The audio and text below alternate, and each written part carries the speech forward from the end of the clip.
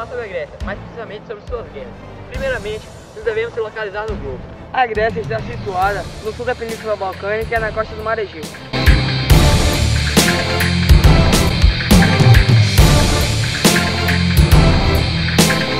Cerca de 80% do seu território é formado por montanhas, ou pelo menos acidentado. A maior parte do país é seca e rochosa, só 28% da terra é arável, e na Grécia Ocidental há lagos e zonas úmidas. As classes sociais da Grécia variavam de uma cidade-estado para outra. Atenas tinha 3 classes sociais.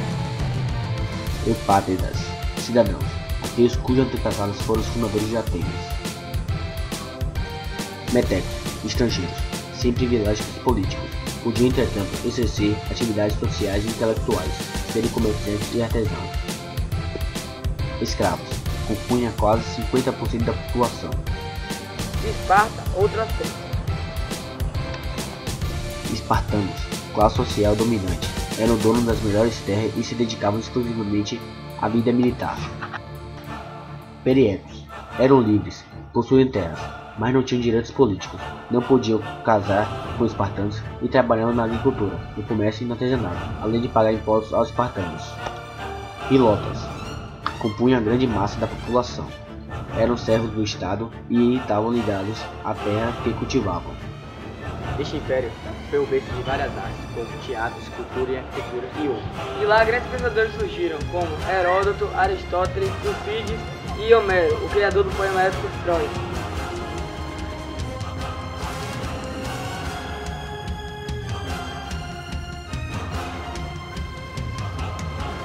A guerra de Troia foi ocorrida entre gregos e troianos devido ao rapto da princesa grega Helena por Paris, príncipe de Troia. O rei Menelau enfureceu-se criando um enorme exército, com a intenção de invadir Troia.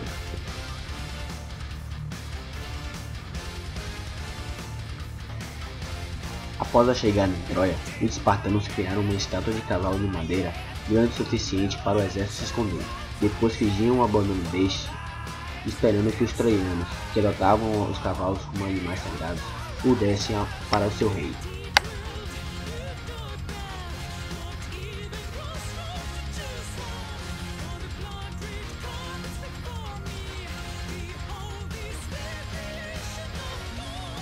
Chegando à noite, o exército saiu da escultura e atacaram Troia.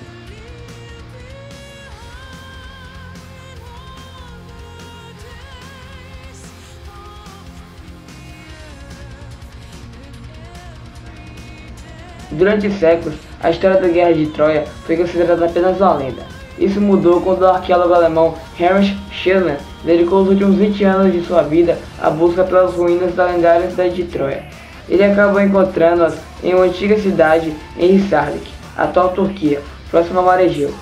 E os motivos da guerra não seria o rapto da princesa Helena, como todos conhecem, seria uma disputa por rotas comerciais entre a Grécia e Troia.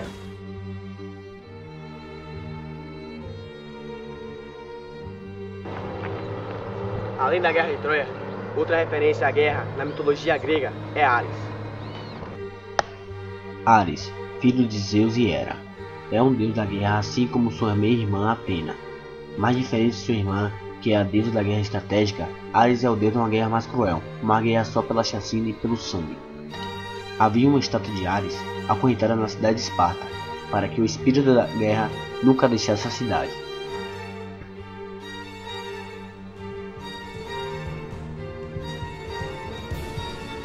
Por volta dos anos 4 e 5 a.C., a Pérsia viveu um grande momento de expansão territorial. No meio dessas expansões, os persas chegaram na região da Grécia Oriental, praticando lá uma grande política de exploração, que prejudicou as relações da Grécia em geral com o Extremo Oriente. A cidade de Atenas, situada na Grécia Ocidental, mandou tropas para amenizar a situação e tentar manter os gregos no controle naquela região. Os persas, por sua vez, contra-atacaram mandando ofensivas para a Grécia Ocidental, a qual visava conquistar dessa vez. Os persas montaram uma tropa naval na qual havia um contingente com mais de 50 mil soldados e conquistaram a Grécia Ocidental, com exceção de Atenas e Esparta. Os atenienses se organizaram e montaram uma inteligente estratégia de batalha, atacando de surpresa os persas quando desembarcavam na planície de Maratona. Mesmo com um contingente bem menor, os gregos ganharam essa batalha.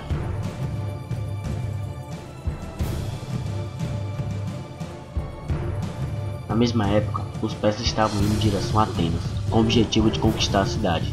Mas os atenienses voltaram por trás de sua cidade natal e por outro caminho pegaram novamente os persas de surpresa e venceram novamente a batalha.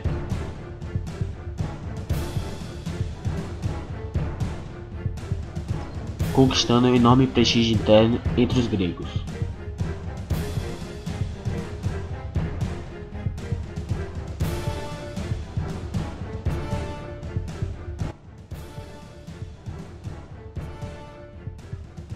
Durante as guerras médicas, diversas polis gregas fizeram uma aliança militar, chamada a Confederação de Delos, liderada por Atenas. Nessa aliança, todas as polis deveriam contribuir regularmente com armamentos e recursos financeiros. De fato, essa aliança foi essencial para a vitória dos gregos sobre os persas. Porém, quando a guerra acabou, essa aliança tomou outro rumo. Atenas passou a usar a Confederação de Delos como instrumento de dominação sobre outras polis. Atenas chegou ao ponto de forçar outras polis a pagar impostos para ele. E em 450 a.C., o tesouro acumulado na aliança foi transferido diretamente para Atenas, e esse dinheiro foi usado na reconstrução e embelezamento da cidade. Contra essa postura, as polis como Tebas, Corinto, Megara criaram outra aliança militar chamada a Liga do Peloponeso, liderada por Esparta. O estopim para a guerra acontecer foi quando a colônia de Cóstria, que participava da Confederação de Delos, atacou a do Corinto, que participava da Liga do Peloponeso. A primeira fase da guerra só se encerrou em 421 a.C., quando os líderes espartanos e atenienses assinaram a Paz de Nícias, que era um acordo em que os dois lados tinham que manter uma trégua de 50 anos. Todavia, em 403 a.C., Atenas descumpriu o acordo, atacando a cidade de Sirafina, região aliada à Liga do Peloponeso. Assim os conflitos se reiniciaram. E somente em 404 a.C., os espartanos venceram a Batalha de Aegospótamo. A guerra acabou, dando fim à hegemonia ateniense. Acabou? Acabou.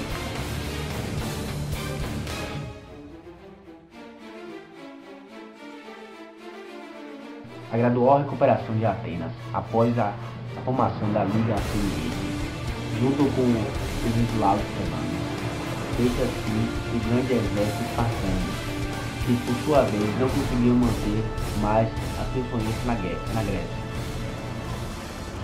Assim Tebas passou a ser a cidade mais poderosa do mundo grego, pelo menos até chegar aos macedônios. Dois bichos tebanos, Epaminondas e Pelópidas, iriam dar à cidade a liderança da política grega por alguns anos.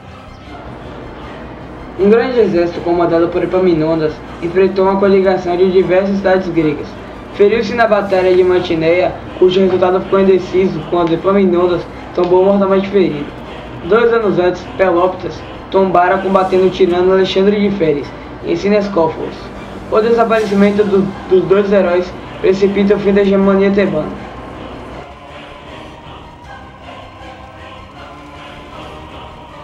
A Macedônia criou um governo centralizado, forte militarmente, capaz de competir de igual para igual com os povos da Grécia, que os taxavam de bárbaros. Aproveitando-se do caos que se encontrava as polis gregas devido à guerra do Peloponeso, Filipe II conquistou toda a Grécia. Em 338 a.C., os macedônios derrotaram os gregos na Batalha de Queroneia. Com isso, a Macedônia passou a exercer a tutela do mundo grego.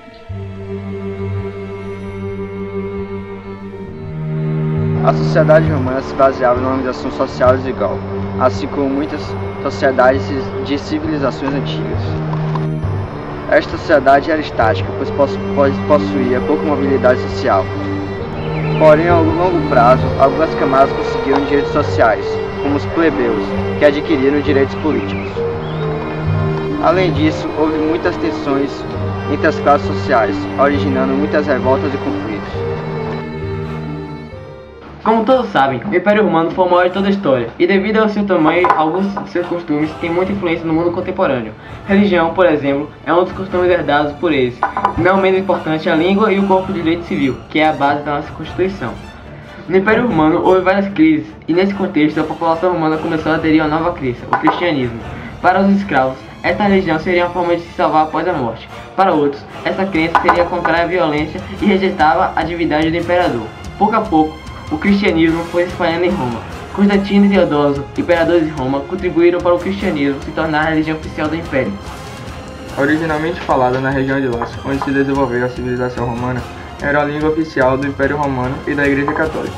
O chamado latim clássico tornou-se também as línguas neolatinas como o italiano, francês, espanhol e o português.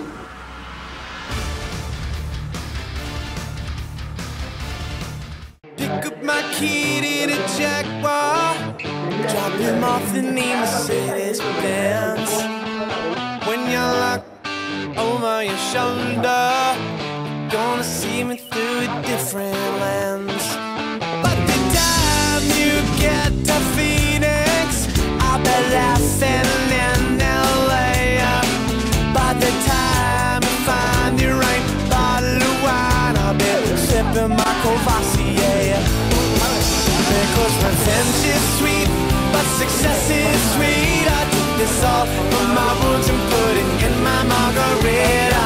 I'm that new kid in the candy store. By the time you want me back, I won't want you anymore.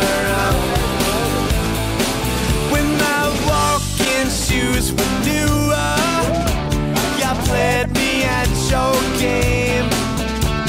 And when my tales are fewer, you put the sham into my pain. And when I'm wrinkling the sheets with someone you don't know, I'll be using your cold shoulder to chill. They perfectly cold. Vem tu dar uma porrada, mano. Isso aqui é documentário realista. Yeah, revenge is sweet, but success is sweet. I take this all from my wounds and put it in my margarita. I'm that new kid in the candy store. At the time you want me back, I won't want you anymore. Essa é a última oração pra salvar teu coração. Coração não é tão simples quanto pensa nele. Cabe o que não cabe na dispensa. Cabe o meu amor. Cabe 3 vidas inteiras. Cabe uma mentiradeira. Cabe os dois. Cabe até o meu amor. Essa é a última oração.